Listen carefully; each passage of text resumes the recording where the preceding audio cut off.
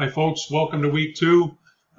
This is your discussion post here, and looks like we are dealing with linear inequalities. And what I hope that you have found from your readings and your work so far is that solving linear inequalities bears a lot of similarities to solving linear equalities in terms of the approaches that you use to solve these inequalities. Typically, what I would say the biggest difference, obviously, is the fact that most linear inequalities have a different sort of solution set than linear equalities, as typically we would see that a linear equality has a single value that solves the equality. But here, when we start talking about linear inequalities, we see that solution sets most often are sets of data, in some cases infinite sets of data. But again, the thing that I think we want to focus on here is that when we solve linear inequalities, the approach for the most part, is based on the tools and techniques that you learn from solving linear equalities. So let's, again, similar to what I did for week 1, let's start by emphasizing the fact that right here in the statement of the problem, you will find the word example underlined. And I hope that you will take time to click on that, go through the example, again, see the keywords that we want you to use in the explanation of solving these inequalities. Again, a real nice template on how it should be done.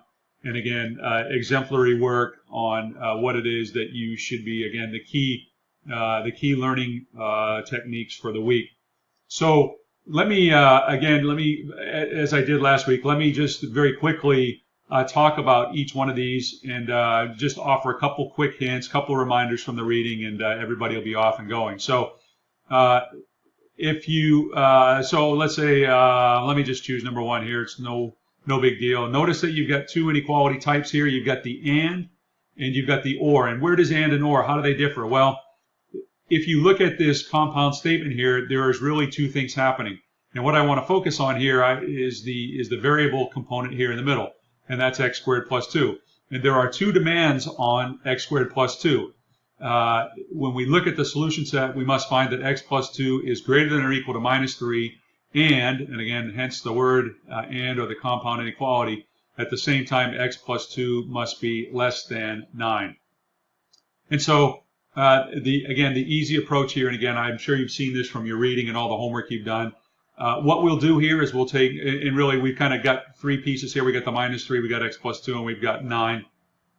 But again, very similar to solving linear equalities, and that's the reason I mentioned that up front.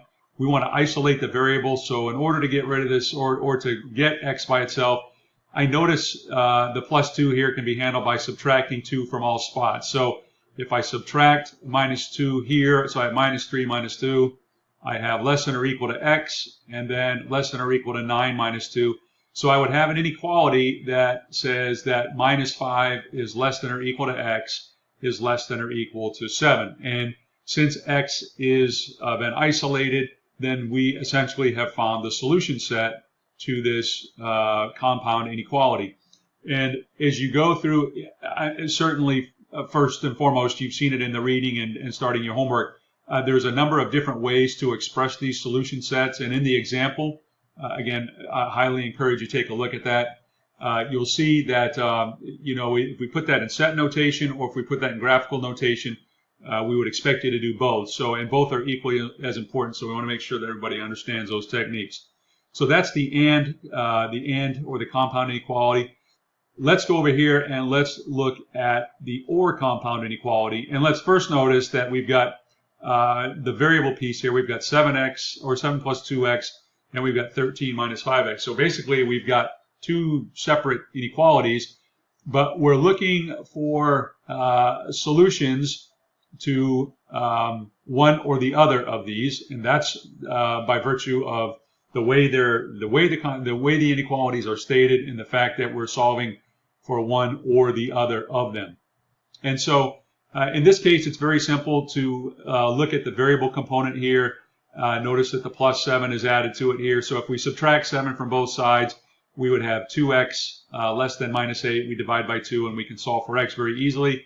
In the OR piece of this, 13 minus 5x less than or equal to 3. By subtracting 13 from both pieces of this, subtract 13 here, subtract 13 here, we would have minus 5x is less than or equal to minus 10. Now, there's a couple key things that we need to keep track of this week, and that is the fact that if I were to solve this piece and start by subtracting 13 from both sides, if I had minus 5x less than or equal to minus 10, note that I would be dividing both sides by negative 5. And you know that when you do that, the fact that you are dividing by a negative number requires you to reverse the direction of the inequality.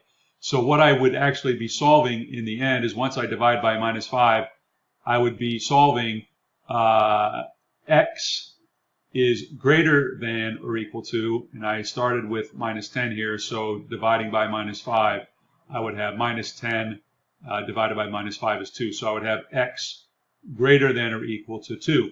Now, what you're going to notice here is that you have a solution set for 7 plus 2x less than minus 1, and you have a solution set for 13 minus 5x is less than or equal to 3. And so what we will do here to show the solution set for one or the other of these inequalities is that you'll have a union of two sets. And I think you'll find a very nice example of that here in the example that we offer. And I'm certain that you've seen it in your reading, and I'm certain that you've seen it in your homework. So you're in good shape to get started on your discussion post. Again, take a look at the example. Hopefully my little pointers here reinforce what you've done in the reading and done in your homework, and I think we'll be all squared away. Remember, be very careful when you start dividing inequalities by negative numbers. Your inequalities will reverse direction, and there's good explanation of that, why that happens in your book. If not, drop me a note and I can explain that to you. But again, let's have a great week. If there's anything I can do for you, please don't hesitate to reach out to me. Hope everybody's doing well, and take care.